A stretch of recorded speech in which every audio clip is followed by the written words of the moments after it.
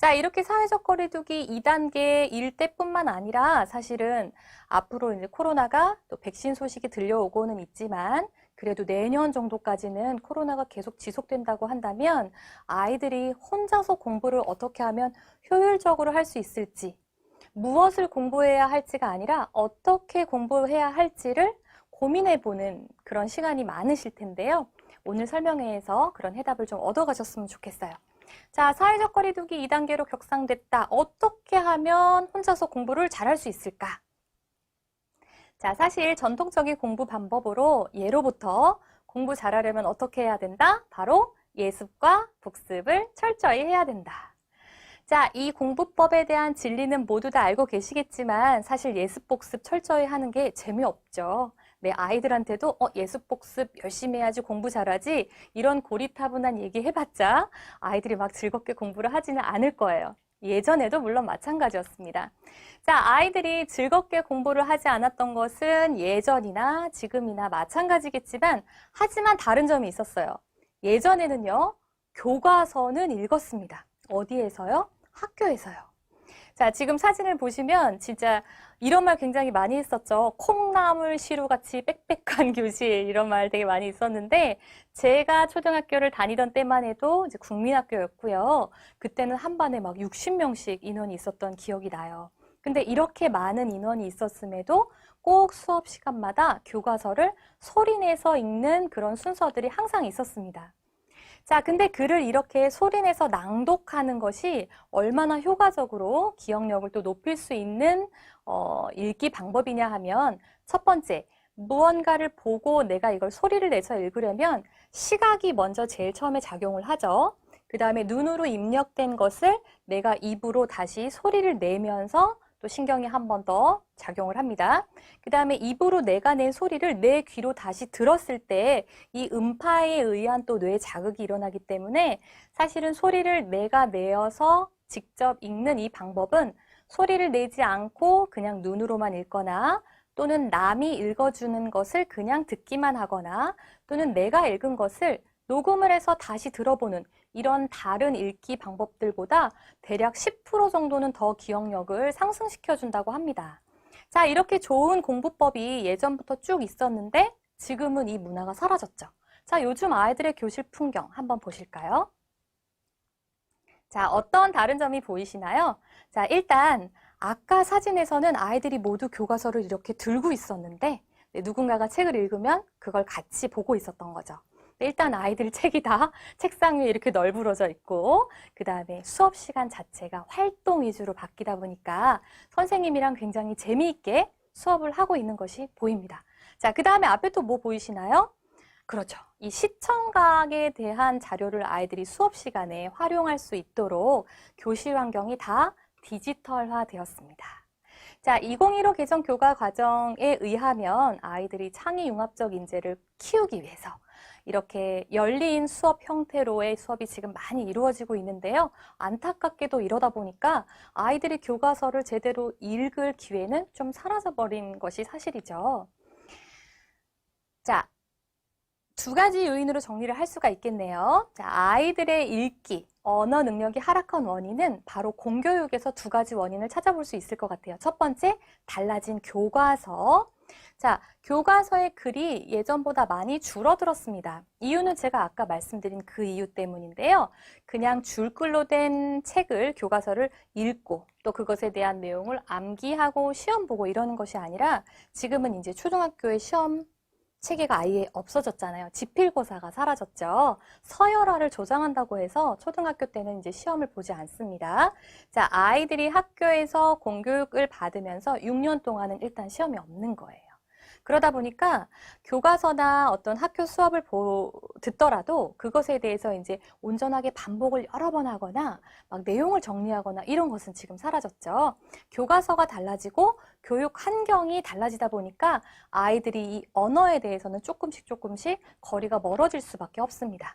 자, 제가 초등학교 아이들의 교과서를 한번 보여드릴게요.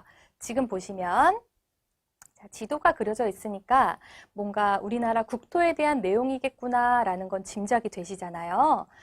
맞습니다. 보시면 지금 글자가 작아서 자세히 보이시진 않겠지만 대한민국 국토의 그 주권에 대한 이야기가 있는 초등학교 5학년 교과서예요.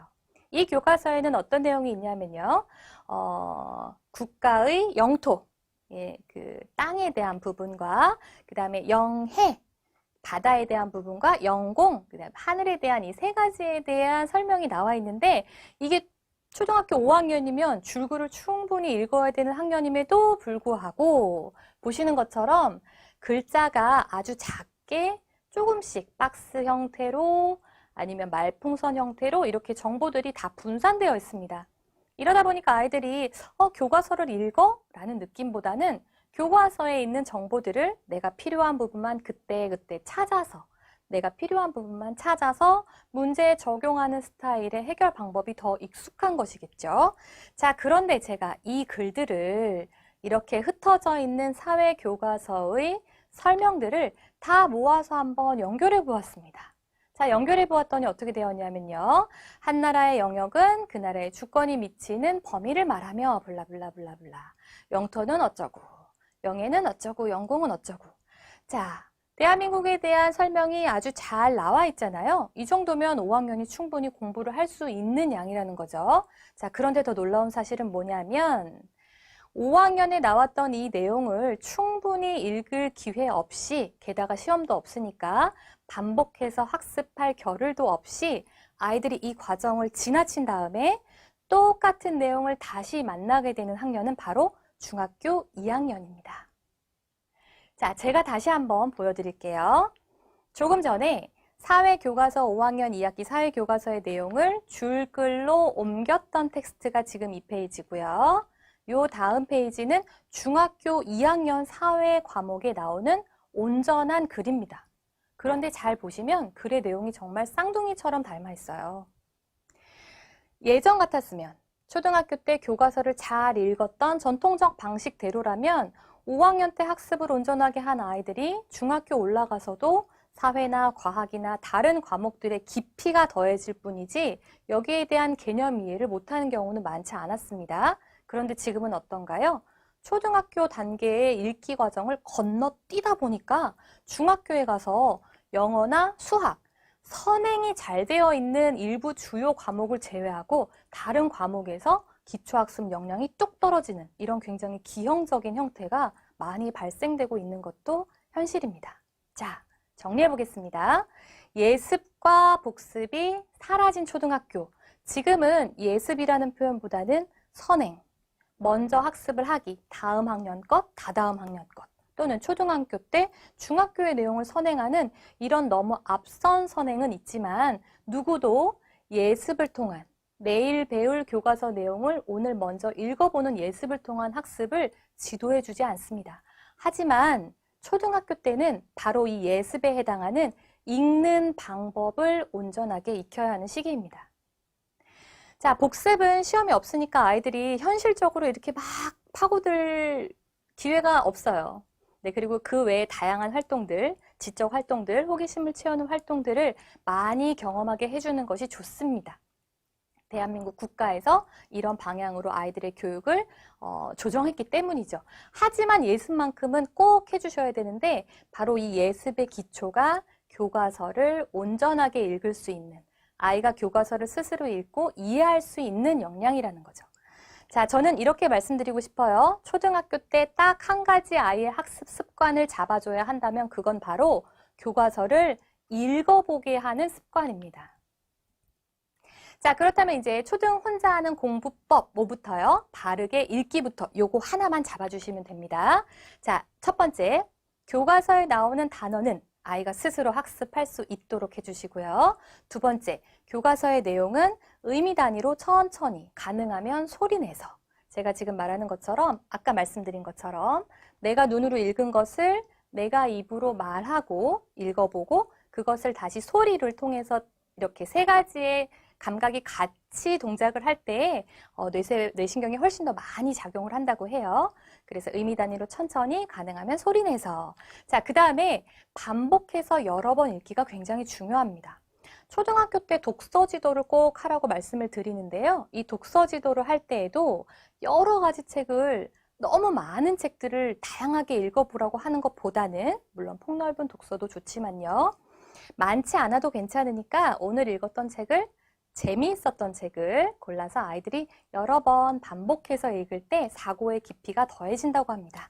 그래서 어떠한 글을 읽는 훈련을 할 때에는 특히 초등학교 때에는 반복해서 읽는 습관을 들여주시는 게 좋을 것 같습니다. 자, 마지막. 중요한 부분을 요약하면서 읽는 훈련을 하면 참 좋은데요. 사실 이게 현실적으로 가정에서 지도하시기가 쉽지 않잖아요. 일단 아이들이 읽기만 해도 참 고마운 일이다 이러실 텐데 그냥 읽기만 하고 끝나는 것도 아니라 거기에 더해서 이 내용의 중요한 부분, 가장 핵심적인 내용이 있는 부분을 아이가 직접 정리하면서 읽을 수 있다면 어떨까요? 자, 제가 앞에서 말씀드린 초등학교 때 바르게 읽기의 4가지 원칙, 단어를 먼저 공부하고 그 다음에 가능하면 소리내서 천천히 끊어서 읽는 것, 소리를 내서 읽다 보면 자연스럽게 끊어서 읽는 것이 가능해집니다. 그리고 기억하면서 읽고 요점을 정리하면서 읽는 이 4가지의 학습을 어머님들께서 직접 지도하지 않으시더라도 아이가 자연스럽게 할 수 있는 방법이 있습니다. 제가 지금부터 잠깐 매일 국어의 초등 프로그램을 소개해 드릴게요.